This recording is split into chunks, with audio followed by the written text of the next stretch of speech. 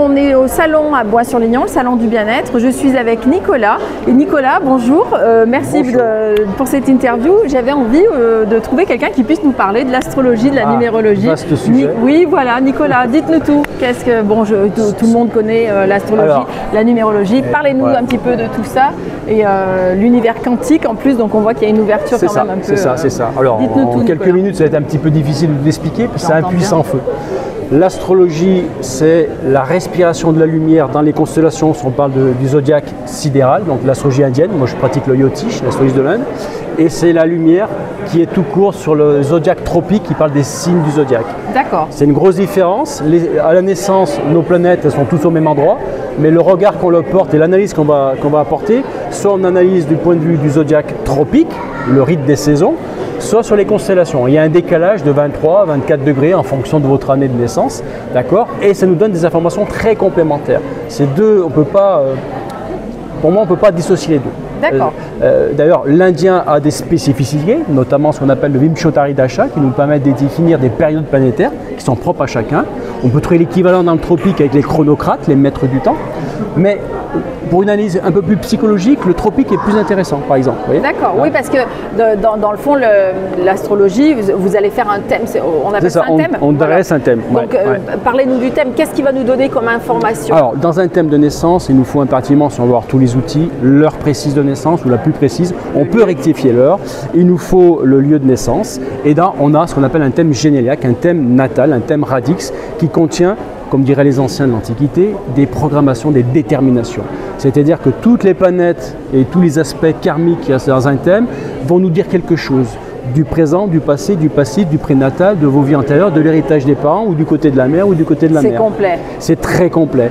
Et ce découpage zodiacal, il va être réparti, que ce soit dans l'Inde ou dans l'occidental, en 12 secteurs. Ces 12 secteurs vont présenter ce qu'on appelle des domaines de vie. D'accord ?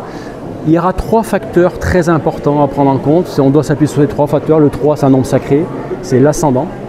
L'ascendant, c'est justement, précisément, quand on dit l'horoscope, ça correspond à l'ascendant. C'est l'heure et le lieu de naissance. Sur quel levant sidéral je suis né? Quel est le signe? Quelle est la constellation? Qu'est-ce qu'elle me dit? C'est le principe vie, vitalité. Je sors d'une phase prénatale, la phase de gestation dans le maman, la maison 12, j'arrive sur l'ascendant.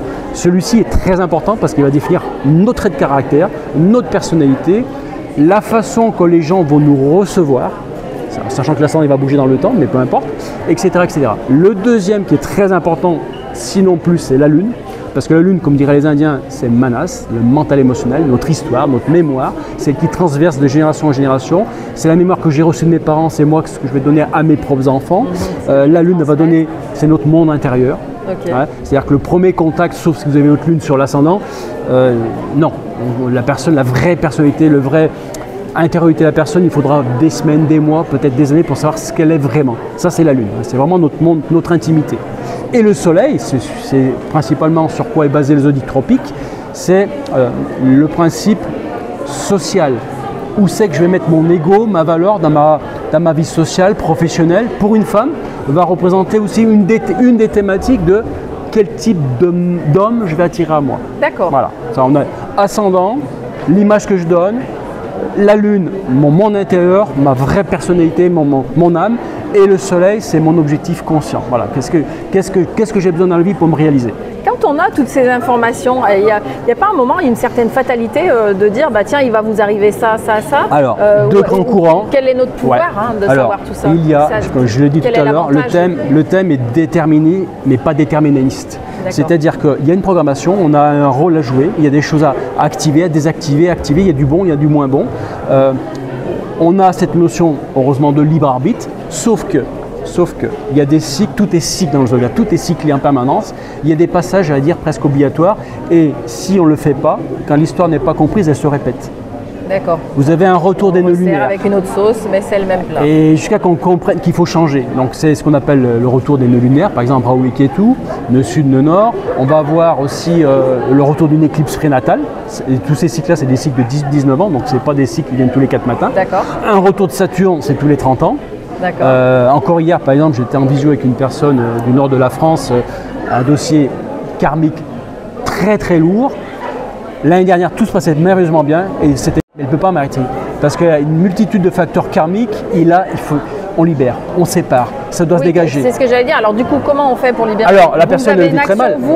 Non, il faut accompagner. C'est la personne c'est comprendre ce qui se passe, c'est quasi inévitable, mais c'est un mal nécessaire de libérer tous ces dossiers parce qu'une fois qu'ils sont libérés, ils ne reviendront plus. D'accord. Okay. Il ne faut surtout pas retenir. Si on retient, c'est ce qui se passait pour cette personne, elle tombe malade, dépressive, et elle ne comprend pas. Que vous reteniez ou pas, ça va dégager. Il y a une séparation du logement, des parents, il y a un départ aussi d'un des parents, avec un contexte aussi un peu compliqué que ces placements planétaires, et c'est les retours, et quand je lui dis mais qu'est-ce qui s'est passé à 19 ans? Ah ben voilà, il y a 19 ans, voilà ce qui s'est passé. C'était le premier retour. C'était une réplique. C'était une réplique, sauf qu'à son âge là, elle était adolescente, elle ne pouvait pas, là elle le vit en tant qu'adulte, et maintenant elle va prendre sa destinée. Donc du coup, ça va emmener une nouvelle destinée, et quand je lui dis en plus, il y a une possibilité de partir à l'étranger, mais elle me dit mais ça vous me rassurez, c'est mon rêve. Et bien suite à ça, vous avez la possibilité, parce qu'il y a tout qui se dégage, les parents, le logement, le boulot, le mari, enfin tout, et bien vous allez pouvoir vivre votre idéal pour partir vous installer à l'étranger.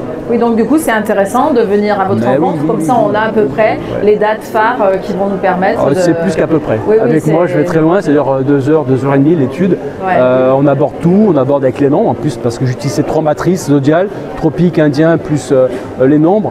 On dit, en tout cas pour les gens un peu sensés, il faut que ce qu'on étudie soit répété 3 fois. Si les 3 matrices nous disent les mêmes choses avec les mêmes périodes, c'est confirmé. C'est OK. Vous avez de telle date à telle date, telle période pour faire ça. Le Bim Chotari Dasha, qui est un outil exceptionnel dans le Yotish, qui a dès notre naissance, qui se base sur notre lune de naissance, va définir toutes nos périodes de vie. Mais c'est un truc de malade. Je ne sais pas comment ils ont pu faire ça. C'est riche. C'est très riche. Et donc on va voir, tiens, vous êtes sur une période de Saturne. Saturne, il est où dans votre thème sidéral?